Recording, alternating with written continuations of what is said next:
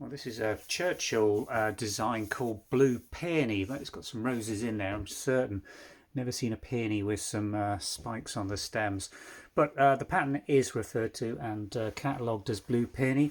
It's a 9 7/8 inch diameter rimmed dinner plate. There is a bit of rotated rib moulding on the sides here. Difficult to see unless we can get there you go, the light reflection on it. You can see the moulded ribbing that is evident in the rim detailing, flat surface, slight scallop on the rims coming off that ribbing.